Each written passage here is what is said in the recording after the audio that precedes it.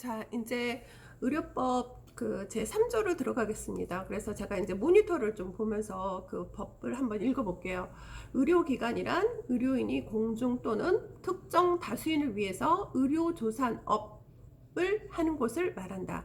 의료기관은 다음 각화와 같이 구분된다. 그래서 의원급 의료기관은 의사, 치과의사 또는 한의사가 주로 외래 환자를 대상으로 각각 그 의료 행위를 하는 의료기관으로 그 종류는 다음 항목과 같다. 의원, 치과의원, 한의원. 그리고 조산원이라는 게 있는데 조산사가 조산과 인부, 해산부, 산업부 및 신생아를 대상으로 보건활동과 교육 상담을 하는 의료기관을 말한다. 그 다음 병원급 의료기관은 의사, 치과의사 또는 한의사가 주로 입원 환자를 대상으로 의료 행위를 하는 의료기관으로서 그 종류는 다음과 같다. 그래서 병원, 치과병원, 한방병원, 요양병원, 그 다음에 종합병원이 있는데요.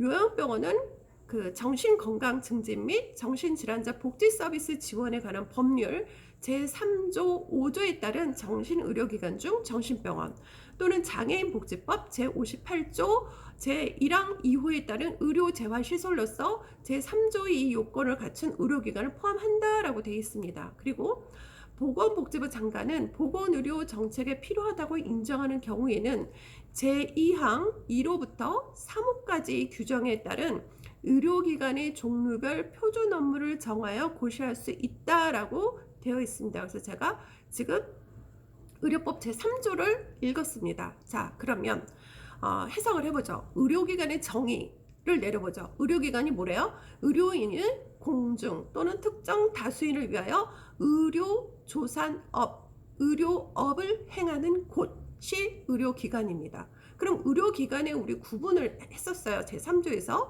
의원급 의료기관은 의사, 치과의사, 한의사가 외래 환자를 대상으로 하는 의원, 치과의원, 한의원을 얘기를 하는 겁니다. 그 다음에 조산원은 조산사가 조산과 인부, 해산부, 산업부 및 신생아를 대상으로 보건활동과 교육 상담을 하는 곳이에요. 그 다음에 병원급은 의사, 치과의사, 한의사가 입원 환자를 대상으로 하는 거죠. 아까 외래 환자를 대상으로 하는 건요, 의원급이라고 그랬어요. 그래서 우리 병원, 치과병원, 한방병원, 종합병원 시행규칙의 제4조 제2항에 나와 있습니다. 그래서 뭐라 그랬냐면 우리 병원에 속하는 건 군보건의료기관, 그 다음에 법무부 장관이 정하는 국립정신의료기관도 우리 병원에 속한다라고 되어 있고요.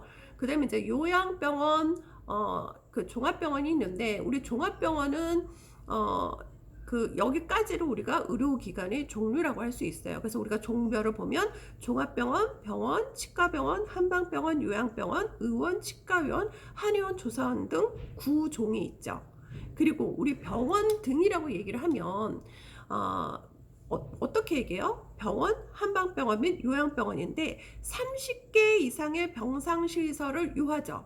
그리고 요양병상은 요양병원을 의미를 하는 겁니다. 그리고 요양병원은 장기 입원이 필요한 환자를 대상으로 하는 거예요. 그러면 종합병원은 구분이 어떻게 될까요? 종합병원은 100개 이상의 병상을 가지고 있고 100병상 이상 또는 300병상 이하인 경우. 그래서 내과, 외과, 산부인과, 소아과, 우리 이거를 내외산소라고 얘기를 하죠. 그래서 내외산소 중 3개 진료 과목을 더 하는 경우, 예를 들어서 영상의학과, 마취통증진단의학과, 진단검사의학과 또는 병리과를 포함해서 7개 이상의 진료 과목과 진료 과목마다의 전문의가 있어야 됩니다. 그러면 300병상 이상을 운영하는 곳은요, 내외산소에다가 진단방사선과, 마취통증의학과, 병리과, 정신건강의학과 및 치과를 포함해서 9개 이상의 진료 과목과 그 진료 과목마다의 전문의가 있어야 돼요. 그래서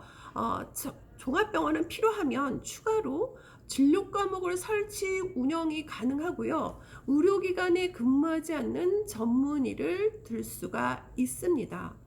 자, 그래서 의료법 제3조의 그 2항을 보면 병원 등 제가 설명한 게 나와 있어요. 병원, 치과병원, 한방병원, 요양병원은 30개 이상의 병상 또는 또는 요양병상을 갖춰야 된다라고 되어 있습니다. 그 다음에 종합병원은 100개 이상의 병상을 갖추고 있고, 그 다음에 100병상 이상, 300병상 이하인 경우는 내외산소 중 3개 진료 과목이 포함해서 7개 진료 과목을 갖춰야 된다. 그리고 각 진료 과목마다 전소기를 둬야 된다라고 되어 있습니다. 300병상 초과하는 경우는요, 내외산소 과목에다가 9개 이상의 진료 과목을 갖추고 각 진료 과목마다 전속하는 전문의를 두라고 되어 있습니다. 그래서 우리 그 제3조의 2를 보면 상급 종합병원 3조의 4항을 보면 상급 종합 지정이라는 곳이 있습니다. 그래서 보건복지부 장관은 다음의 요건, 각 호의 요건을 갖춘 종합병원 중에서 중증 질환도에 대해서 난이도가 높은 의료 행위를 전문적으로 행하는 종합병원을 상급 종합병원으로 지정할 수 있다 그랬어요. 그러면 상급 종합병원을 상급 종합병원에 지정하는 자는 누구예요? 보건복지부 장관이라고 지금 나와 있죠. 그리고 상급 종합병원의 정의는 뭐예요? 중증 질환에 대해서 난이도가 높은 의료 행위를 전문적으로 하는 종합병원이 상급 종합병원입니다. 그러면 우리 상급 종합병원의 요건을 보면 어떻게 나와 있냐? 제3조의 4항을 보면 우리 그 보건복지부령으로 20개 이상의 진료 과목과 진료 과목마다 전문의가 있어야 돼요. 그리고 전문의를 수련시키는 기관이 돼야 되고, 보건복지부령이 정하는 인력과 시설과 장비를 가지고 있어야 됩니다. 그리고 보건복지부령의 기준에 해당하는 질병군별 환자 구성이 비율이 있어야 됩니다. 그리고 보건복지부 장관은 상급병원 지정을 할 경우에는 전문성에 대해서 평가를 하고요. 그리고 보건복지부 장관은 지정받은 상급 종합병원에 대해서 3년마다 평가를 실시합니다. 그래서 다시 상급 종합병원으로 지정을 할 수도 있고 또는 취소할 수도 있어요. 그리고 보건복지부 장관은 상급 종합병원, 상급병원 전문성 평가 및 평가 업무를